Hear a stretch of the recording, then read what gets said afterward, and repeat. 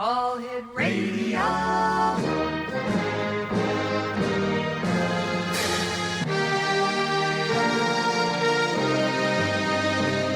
Welcome to the X Zone, a place where fact is fiction and fiction is reality.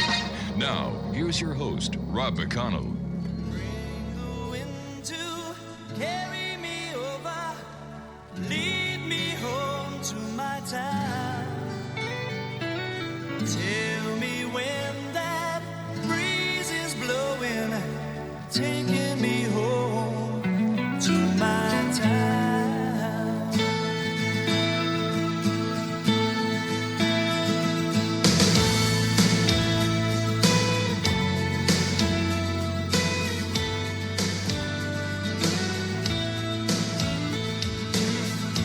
When I think of you, Scotia, there's a love that just bleeds in my heart.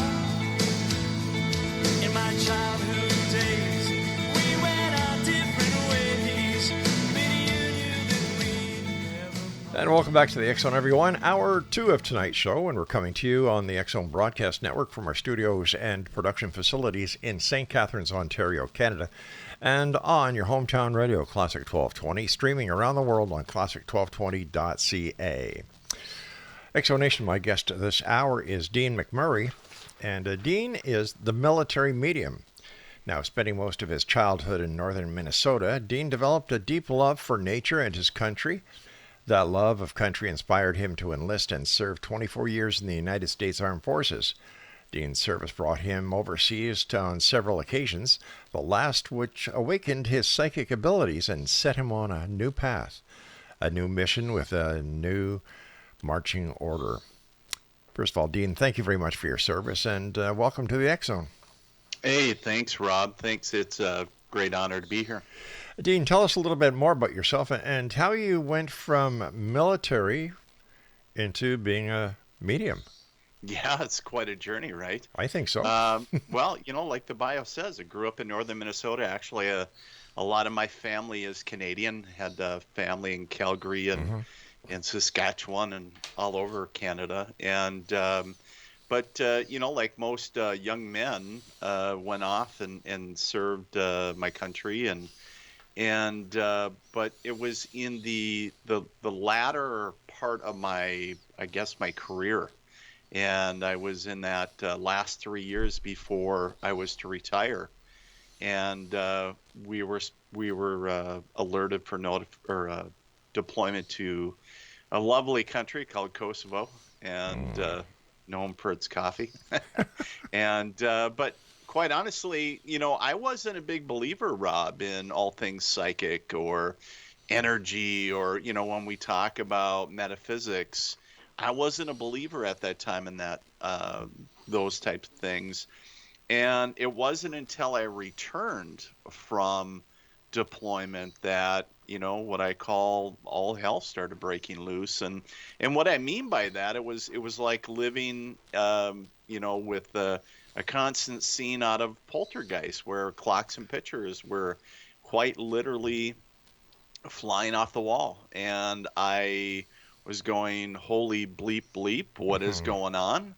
And and I was looking at my wife trying to figure out answers, and she had shared that her and a bunch of girlfriends knew this local psychic in our area, and I was jokingly referring to this lady as the voodoo chick.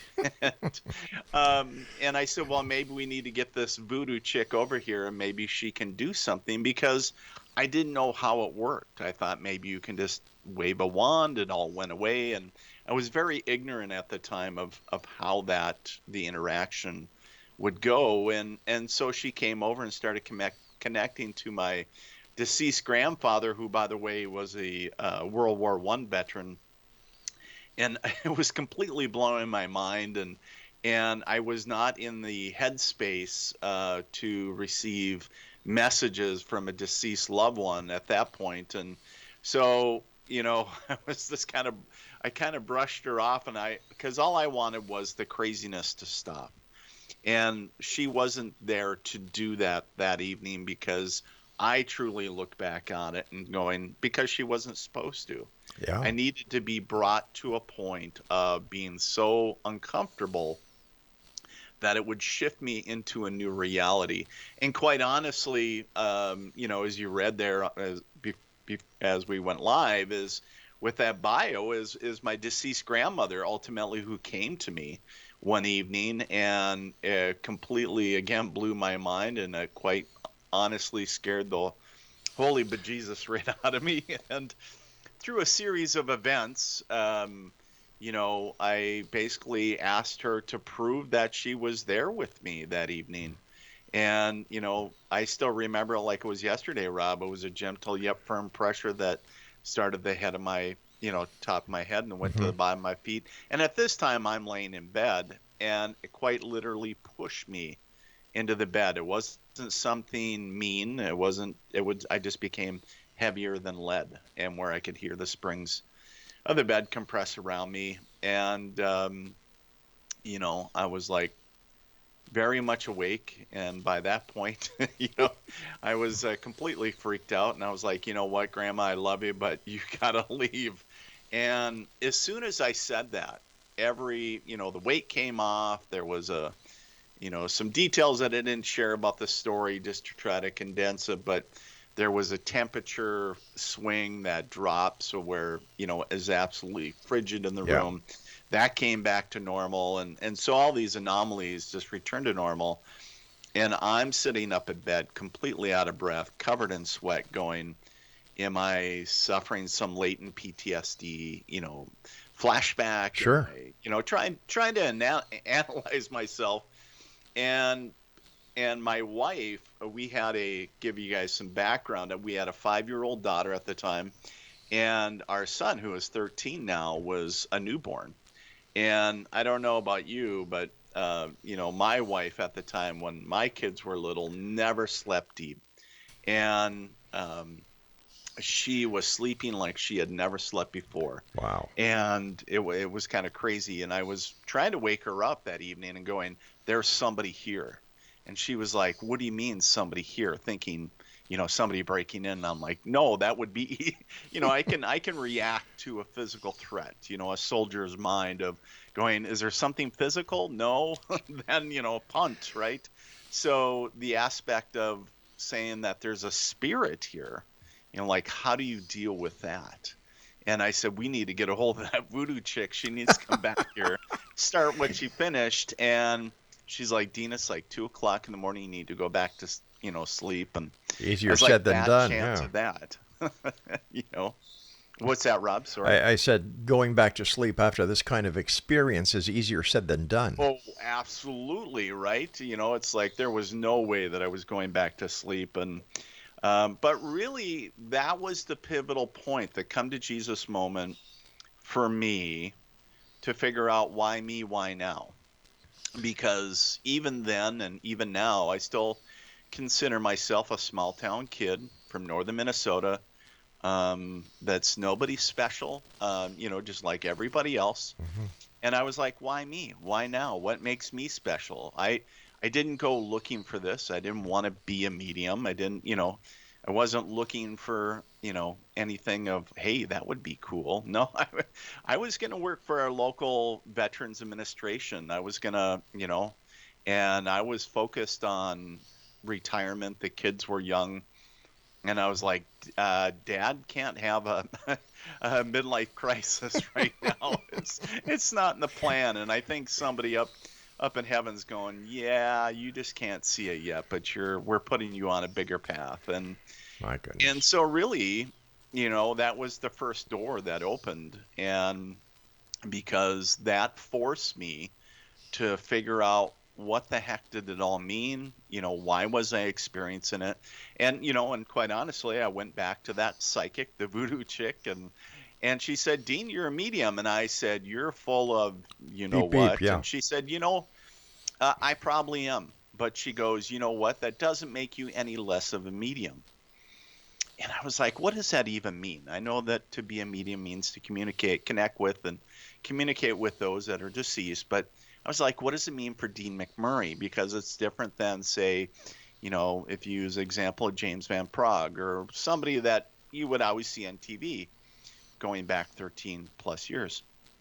And she said, well, let's figure it out. And so that was kind of my first time sitting and meditating and getting quiet.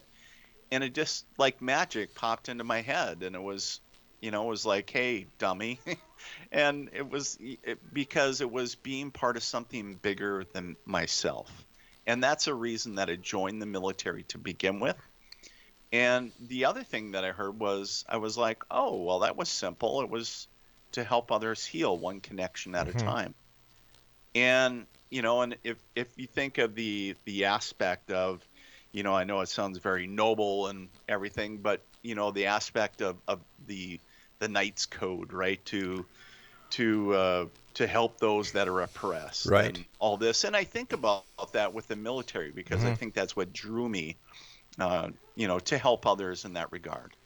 And because I was always in combat arms. And so the aspect of helping others in a completely new way, after I realized, I was like, well, that's not too far-fetched. But it's in a completely different way when you lay down your rifle and now you're now you're becoming more self-aware and, and I'm like, okay. And so the crazy thing about all this, besides the fact of speaking with dead people, was, I was quite honestly Dean the soldier by day.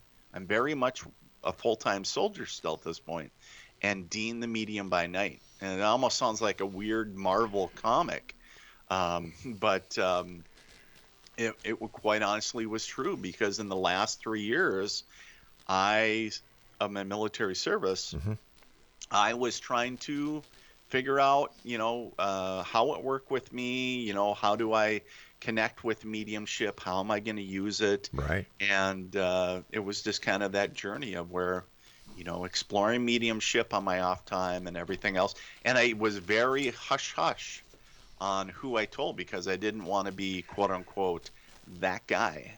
Because, I was a senior non-commissioned officer. I had earned the respect of, officers and others above me. And, I quite honestly didn't want to lose that. And not that I'd be scrubbing toilets my last 2-3 years, but, I didn't want to be blacklisted. Hey, Dean, Dean, I hate to do this, but I've got to take my break. Please stand by. Yes, Exo Nation, our guest is Dean McMURRAY, the military medium. And his website is themilitarymedium.com. And we'll be back talking to Dean more about his journey from soldier to medium as the X-Zone continues with yours truly, Rob McConnell, on the X-Zone Broadcast Network from our broadcast center and studios in Hamilton. No, that was last year. In St. Catharines, Ontario, Canada. And, of course, on your hometown radio, Classic 1220, streamed around the world on classic1220.ca.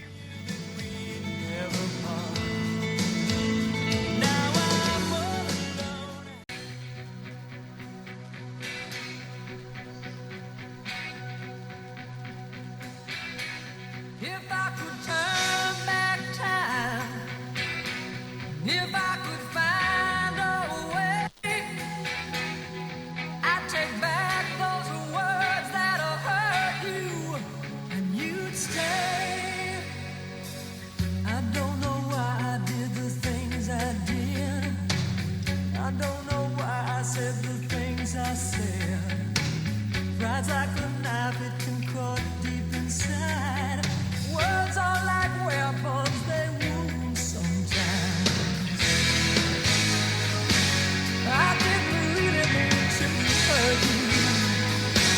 I didn't want to see you go. I know I made you cry, but baby, if I could turn back time. Welcome back, everyone. Dean McMURRAY is with us. He is the military medium, and his website is themilitarymedium.com, and on Facebook, The Military Medium.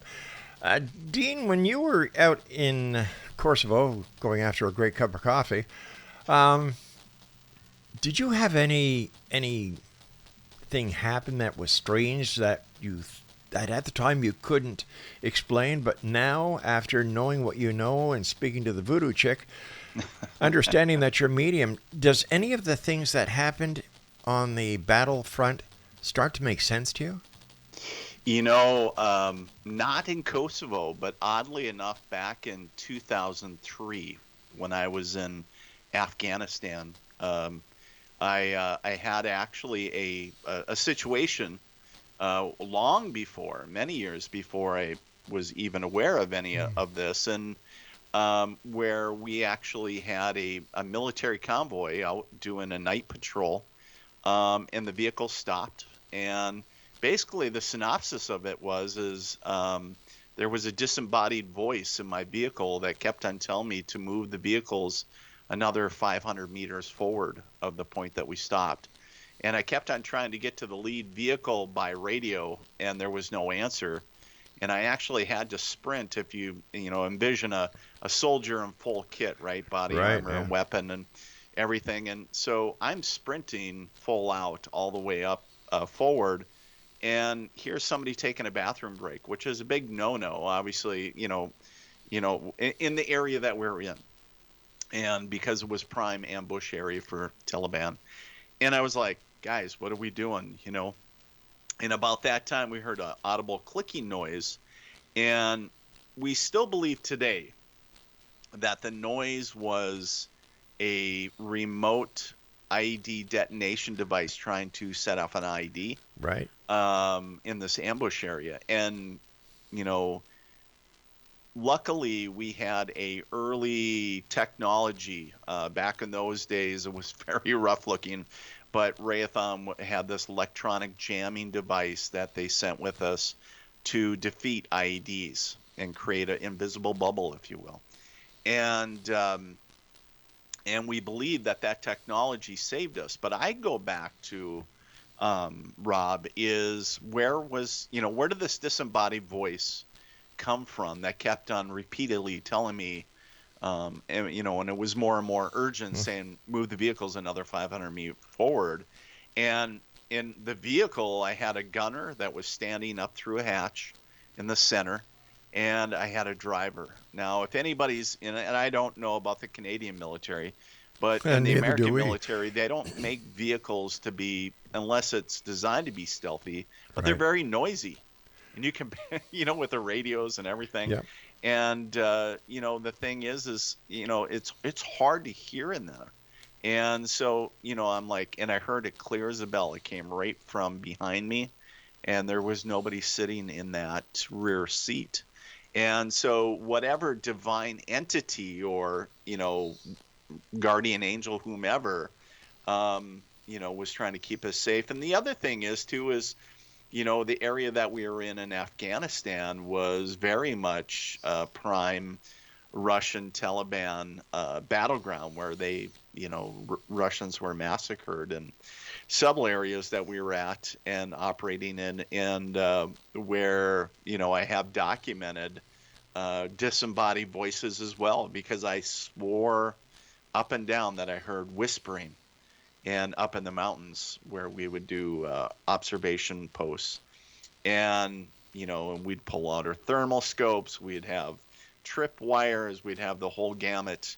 We'd even run patrols out checking to see if there was anybody out there, and there was nothing, not even a stray animal. And so looking back, your question is looking back, as I started connecting the pieces, it's like, wow, that makes way more sense than I ever thought of it. Back in those days, I just thought, well, geez, you're getting to be a seasoned soldier. You're getting salty, as they say, right?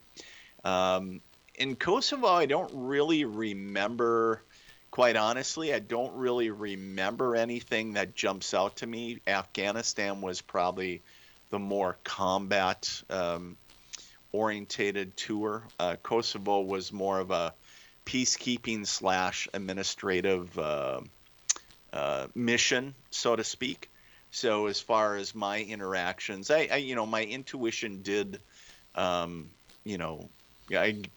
some hits on my intuition as far as knowing something was going to happen or if somebody was going to show up, and they certainly did. So, but like I said, it's I noticed because I also kept a daily journal when I was in Afghanistan. And so I was like, look at that. On this day, I knew that we were going to get rocketed, or I knew that something was going to happen on patrol, or so, there was things that Spirit was already kind of keying me in, so to speak, and my intuition was picking up on as well. Do you think there was any one thing that happened in your life that triggered all of this, or is there a history of mediumship within your family? Well, kind of interesting you bring that up. So, not that I'm aware of. I'm not, I don't have a definitive point. However, when I did come out of the quote-unquote metaphysical closet, I referred to some family in Calgary and that area. And my dad at the time, when he was still living, he was talking with his sister who lived in Calgary, and he said, yep, now Dean's a medium. And she said, well, that's nothing. Don't you remember old Aunt so-and-so? And that was back when they were kids, and she used to evidently read tea leaves. And I was like, well, isn't that fascinating? So, does it run in the family? I believe some of the abilities, there's, my sister is very much clairaudient. I have another sister that's very claircognizant. She just knows things. And my mom is extremely intuitive, or psychic, whatever you would like to call it. My brother, I'm not really sure, but I'm the youngest out of four. And so it was really kind of interesting when you kind of embrace who you are and make it okay for others to kind of share about their abilities within the family. And I never knew. And I was like, no way, that's pretty cool. So, nobody wanted to come out and be the one, so to speak. And I guess, I was it.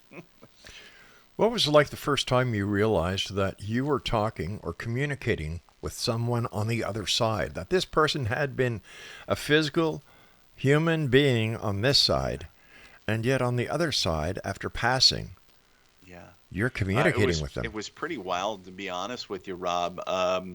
And speaking of the voodoo chick, that's psychic, and she doesn't do voodoo, by the way. Okay. But one thing that she had me do in her office, where she was like, hey, Dean, we're going to do a test reading. I just want to, no pressure. I just want to see how things come to you and what you can connect to. And she wrote some names on a piece of paper and hid them. And she said, I just want to take time and connect to the names. And I actually saw like a disembodied head, if you will. So like on a rotisserie, if you will, for lack of better words. And I was describing everything that I was seeing in detail. And lo and behold, I did not know this, but I was describing her husband's deceased mother. And I was also describing at the time, she was showing me this stainless steel. It looked like a bathtub to me. That's all my reference. I was like, it looks like a bathtub. It's huge. It's got stainless steel welds. It's beautiful. It's brand new. And so I thought I was completely off my rocker and smoking my own sage, right? And I was like, oh my God, I'm just terrible. And she was like, wow, that was really great. She goes, that lady to a T, you described my husband's deceased mother, and their family does maple syrup every year. And she said they just purchased a new vat where they cook down the maple syrup and everything. And she said, it's exactly like you described. And I said, well, I'm just telling you what I saw. And so it completely blew my mind. I was like, wow, pinch me moment. Like when you get the validation. And I was like, yeah. So I guess to answer your question, my mind, just kind of almost imploded, because I was like, wow, I can do that. And I was like, what else can I do? And so that kind of opened up a more, a avenue of exploration. Is there more than mediumship? And then, piqued my curiosity. And is there more than mediumship? Well, for me, there is. I was like, talking to dead people is great, but I went on to take a course in dowsing. If you think of the old L Yeah. rods and pendulums and all that great stuff associated with land and homes and businesses, and then I kind of put learned the old way of doing it, but then I put a new spin on it, and I call it intuitive real estate consulting. I started working with local realtors because I noticed every time I worked on a home, it sold. And I was like, well, when I started doing it full time, I was like, well, maybe that, an ability, if you have a tool in your toolbox, why not use it? And so that was something that I offered realtors. And then the clientele list, I learned how to work with business owners outside of real estate. So to accentuate what they're doing and ultimately at the end of the day, make them more money, but make them more successful and just to live a happier, healthier life. Dean, stand by, my friend. You and I have to take our mid-show hour break, I should say. Yes, sir. And when we come back, let's continue this fascinating story. And once again, thank you very much for your service, Dean. Exonation, Dean McMURRAY is my guest. His website, themilitarymedium.com, and on Facebook, The Military Medium. The X Zone, a place where people dare to believe, Monday through Friday from 10 p.m. Eastern until midnight, right here from the broadcast center of the X Zone Broadcast Network in St. Catharines, Ontario, Canada, and on your hometown radio, Classic 1220, streaming around the world on classic1220.ca. Dean and I will be back after this short pause for a good cause. We'll be right back. I don't know why I did the things I did. I don't know why I said the things I said. Pride's like a knife, it can cut deep inside. Words are like weapons, they wound sometimes.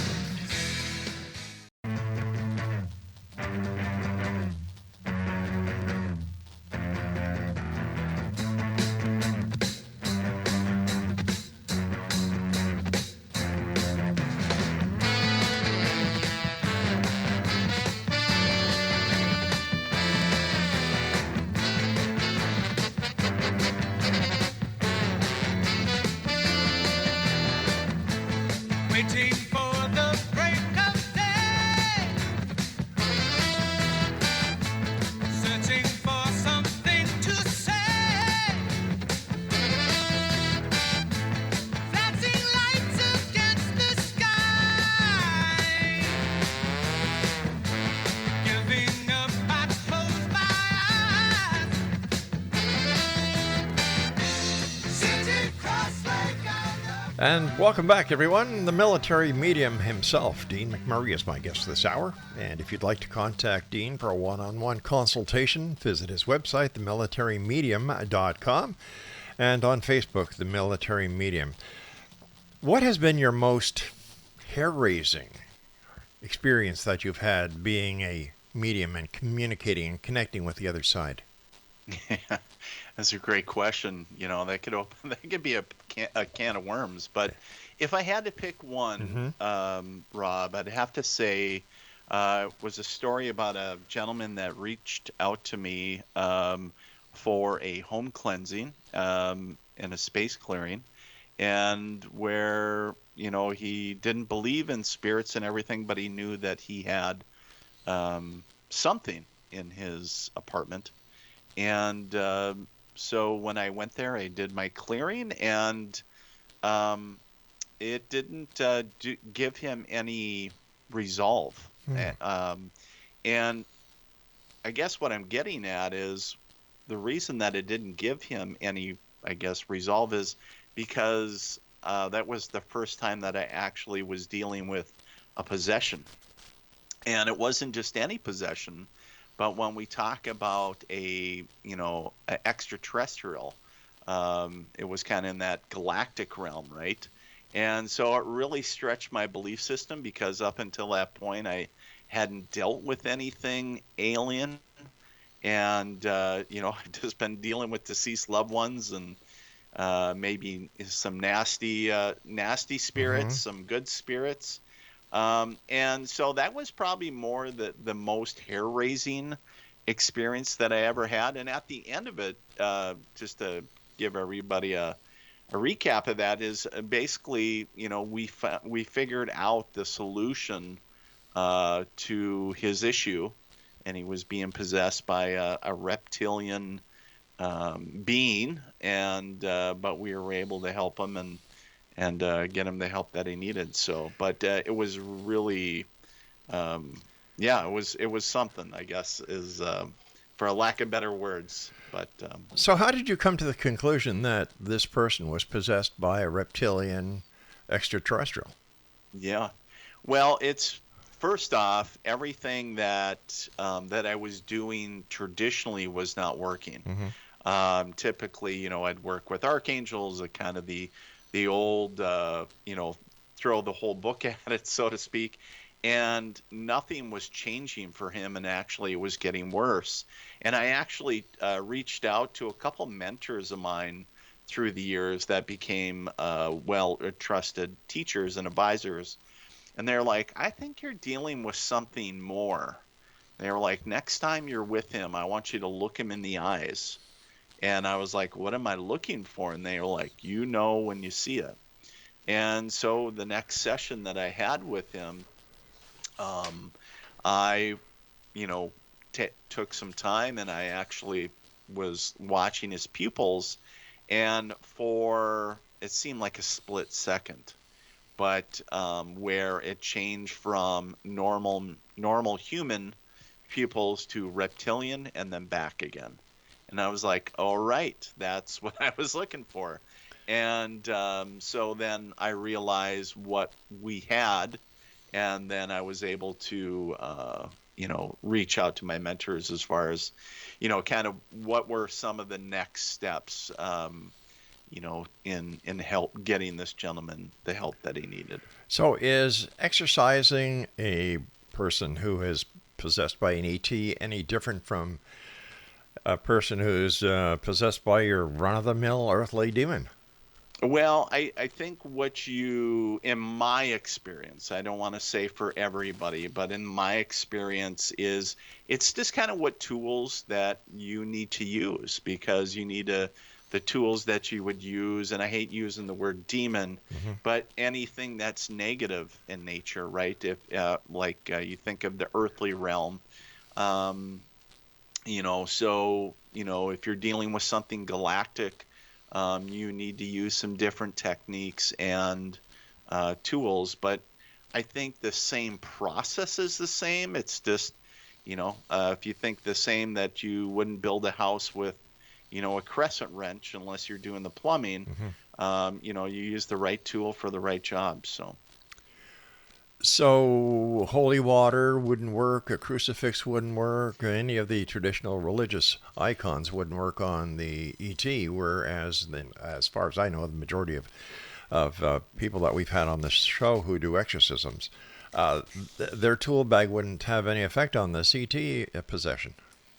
Yeah, that was my experience, and that was actually the part that had me a little worried, because all the traditional ways that I had learned, if you think of the holy water, the whole thing, had zero effect. And I was like, holy crap, if this doesn't have any effect on it, like, what can you do? Right. In the beginning, it felt a bit powerless, and that is dangerous, because as we know, anything that's negative loves to get you in a fear mode and take away your power and get you in that cycle of fear. And I was like, I need to get some more ammo, because, but probably the old soldier in me is like, well, I'm not going to give up that easy. You may have won this round, but we're gonna keep at it. And so I just learned, hey, you're going at it great, but you're just using the wrong tools. And because you're not dealing with something that is from, the earthly realm, and you can't use earthly tools. So it's, you got to think in a completely different mindset. And it's like, wow, it was a lot of learning for me in a very short time frame. But yeah, it's certainly an interesting, uh, you know, different dynamics certainly go into it. Usually people can backtrack where the possession took place or how it took place, whether they inadvertently opened up a porthole using a Ouija board or any other Yeah. negative method of opening up a negative porthole, Yeah. like what I'm talking about. How did you, or were you able to establish how he got possessed with an ET? I never did. And that's a great question, Rob, is because that's something that I really scratch my head. And I kind of feel a little bit that my intuition was telling me that there was something that the client was not telling me. Mm-hmm. This gentleman, whether it was somebody he was associating with that brought it in, or, but there were a lot of synchronicity events. He had a friend that passed that had a tattoo on his arm in the shape of a horseshoe, and which was crazy because during the reading, a bruise showed up on his forearm exactly where his friend had the tattoo in the shape of a horseshoe. And I was like, wow, that's crazy. I don't know what the interaction between him and his friend were that passed. I don't know, I wasn't given some of those Mm-hmm. details. But I was like, well, regardless of what happened in the past, I know where you are now. But yeah, it would have been kind of nice to know, because you'd be like, hey, whatever you were doing to, whether Yes. inadvertently or on purpose to bring this on, I would really suggest not to do it again. Did So did this gentleman have an interest in UFOs? And is it possible that he had been abducted by extraterrestrials at one time? well, it be very possible, but he did not have a previous interest in No way. UFOs. In fact, this gentleman was a Vietnam veteran, prior service, Marine Corps. Very blue collar, very Mm-hmm. straight laced guy, if you want to use that Yeah. term, and did not believe, quite honestly, in all things, aliens Right. and spirits and all that. But he knew what he was experiencing, and that started with a call to me. Be like, "Are you the guy that clears homes?" Be like, "Yep, I need you to come over." So it's kind of the 911 call. I wonder if these people who are abducted by ETs or have an ET contact, Yeah. if they could be the carriers of these inner ETs as a way of the ET trying to infiltrate the earthly sphere. Ooh, good. I don't know that, but that's a great hypothesis. Yeah. What a better way, if you think about it. And I just put back on my military hat really quick. Okay. What better way to infiltrate somebody's stronghold or whatever Mm-hmm. is to, use a disguise. Yeah. And it's been used for centuries, right? The Trojan And horse. and come on, the Trojan horse, right?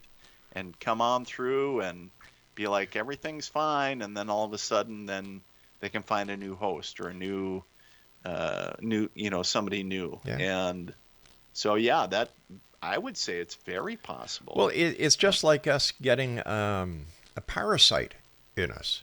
How it can Right. change our physiology, how it can make us sick, how it can make us as delusional, how our system Yes. starts shutting down. Yes. Until we find out what the parasite is and how we can, use antibiotics or other medical Yes. procedures to get rid of it. And I've never had this thought before, but if this is happening, you're right. What a way to do it. Right. Well, absolutely. And like you said, you bring up the fact of, parasites or whatever, and because they do need a host, Yep. right?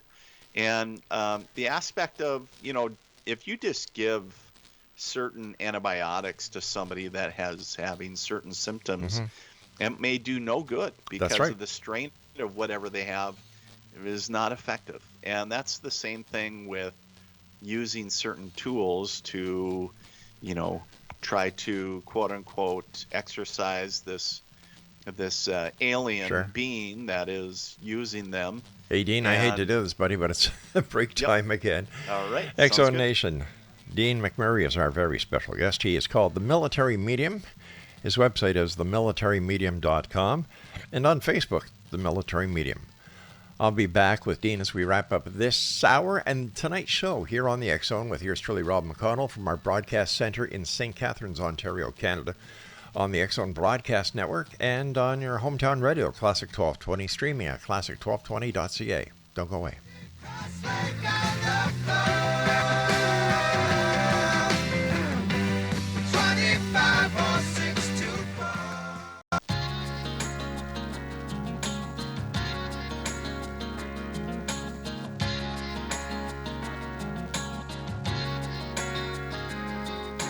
Need I say I love you?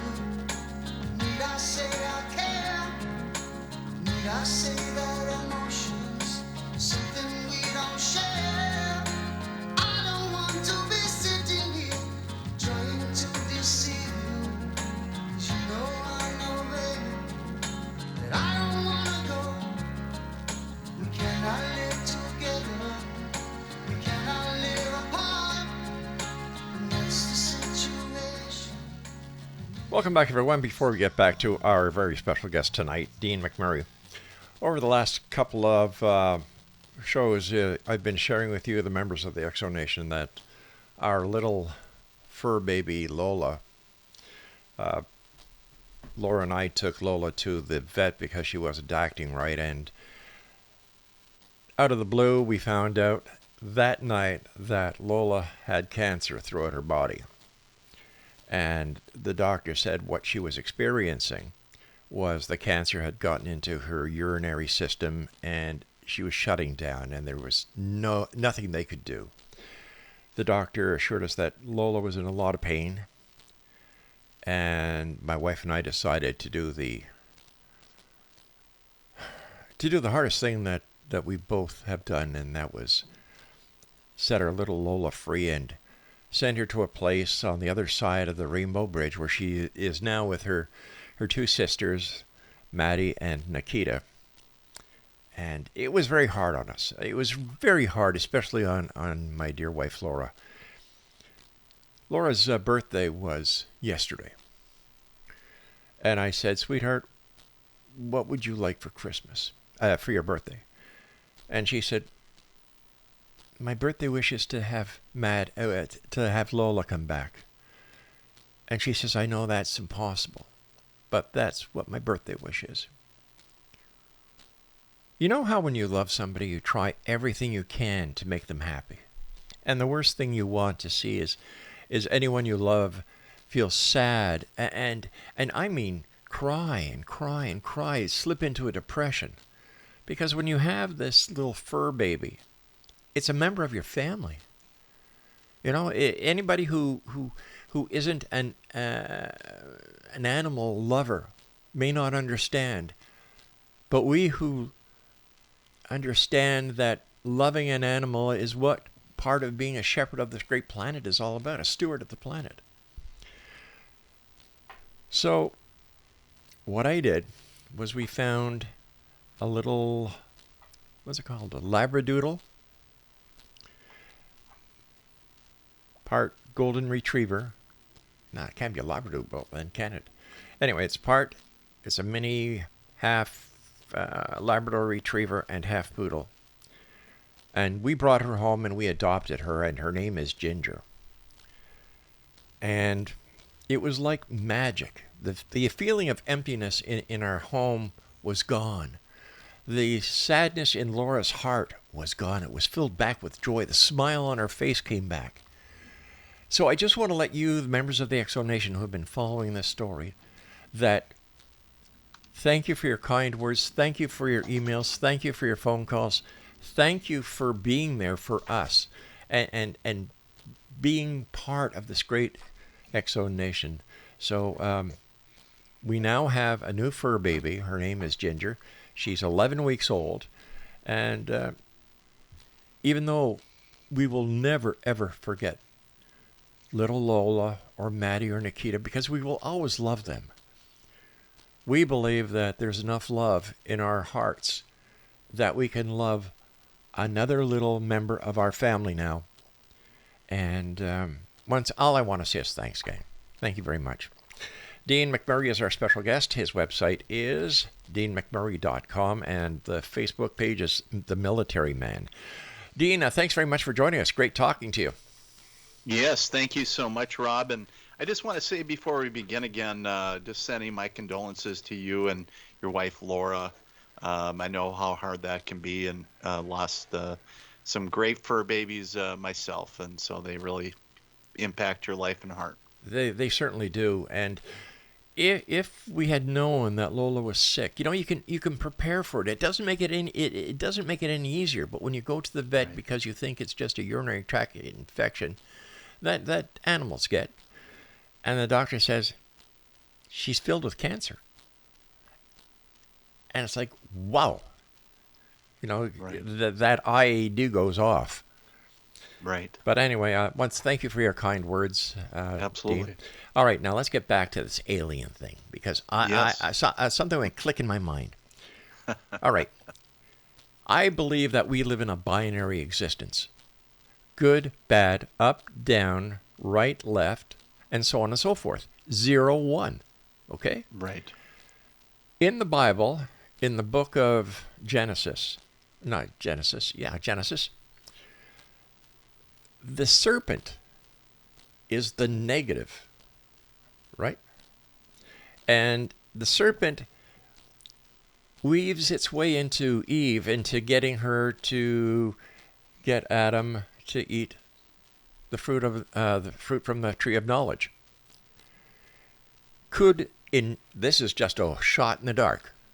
Is it possible that the serpent or the reptile depicted in the Bible as the snake could have actually been a reptilian, and this was a warning that we were getting from the books from way back when they had no way to explain what they really were trying to get out there, that this danger, this presence, has been with us from day one. Very possibly. I've heard a lot of different theories on, what the serpent is. Was it a reptilian being? Was it something that maybe the snake was not evil, and in the aspect of where it was mankind's way of trying to keep Adam and Eve from eating from the tree Right. of knowledge, Yeah. keeping the knowledge from them. So I've heard a lot of different takes on it, and I think they're all very possible. Not denying any of them. And I think one day, quite honestly, it's my true belief that we try to get it as right as we understand it. Mm-hmm. But then I believe when we get back, or when we go back to spirit and we get to what we call heaven, we're going to go, crap, I had it wrong. So we try to understand everything that we've been given in this timeline, and our history and the books and everything that we hear, read, and everything else. And I think we try to make sense of them. But I like that aspect of, thinking, was it? Makes me think of, is it the Travel Channel where they do the Ancient Aliens, right? Yeah, that's right. And, and they hypothesize, like, could this be alien beings? And it very much could be. We just don't know really at this point. But the thing that I would share is, if something is telling you that there's something more to it, or the energy is off with it, something feels heavy or dark or whatever, I would say always trust your intuition, because whether it is galactic, whether it is reptilian, whether it is a negative spirit, it's not in alignment where you are. So You know, and I know there's people out there that actually hunt them down. There's actually people that go searching for these entities, and hats off to them. But you know, it's they're kind of slippery beasts, so to speak, and they're very deceptive. So, How do you protect yourself when you're out doing that thing you do, that you don't bring anything or anyone home with you that could Yeah. affect you and the ones you love? That's a great question. First and foremost, when I do mediumship work, it all starts with intention of every time that I do a reading or any time that I do a cleansing or whatever, is that I'm always protected not only by my guardian angels, but archangels. I work with them very closely. And then when I'm doing any work that is beyond an earthly realm, so we think we're dealing with anything alien related, I do a lot of close work with a race of aliens called the Arcturians. They're the emissaries of light. And to kind of, if nobody's familiar with who they are, for a lack of better words to summarize who they are and what they do, I kind of call them the archangels of the galactic realm. And so they do, you know, come in and vanquish a lot of, if you think of reptilians and other folks. And so I do a lot of my galactic heavy hitting with them. So I rely on a lot of other spiritual support networks outside of myself, but a lot of it also is dependent on not only you know, staying on my toes, so to speak, listening to my intuition, cleansing myself and protecting myself before I go in and doing something, and then after as well. So so I do a lot of preparation and also cleansing on the other end, because you wouldn't, you know, I always say you certainly wouldn't walk across your mom's you know, if your mom just cleaned the kitchen, you wouldn't walk across it with muddy boots. Hell Why no. Hell no. No, right? And so why would you do that? Why would you bring in nasty energy into your home? Take your muddy boots off at the door, right? Or you know, and so the same aspect about energy, don't let it come into your living space. Don't let it affect your relationships. Don't let it, you know, and I think a lot of times people just don't know. They're not even aware that they've stepped in the proverbial energetic mud. And then people are having arguments. They feel like crap. Yeah. They, you know, they get, you know, and the list goes on. Dean, the time has come when I must say so long to you for tonight, my friend. But as I said, we'll have you back on because we still have so much to cover. Absolutely. Again, thank you for your service, and to all the members of the military around the world who maintain our way of life, our freedom, our democracy. Thank you to each and every one of you. If you'd like to find out more about Dean, please visit his website, themilitarymedium.com, and on Facebook, The Military Medium. Take care, Dean. Have a good one.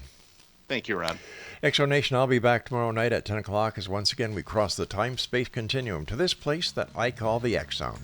It's a place where people dare to believe and dare to be heard. And we're heard Monday through Friday from 10 p.m. until midnight right here from the X Zone Broadcast Network in St. Catharines, Ontario, Canada, on your hometown radio, Classic 1220, streaming, classic1220.ca. So until tomorrow night, my friends, take care of each other. We are our brother's keeper. We are the stewards of this beautiful planet. And always keep your eyes to the sky and your heart to the light. Good night, everyone. Can I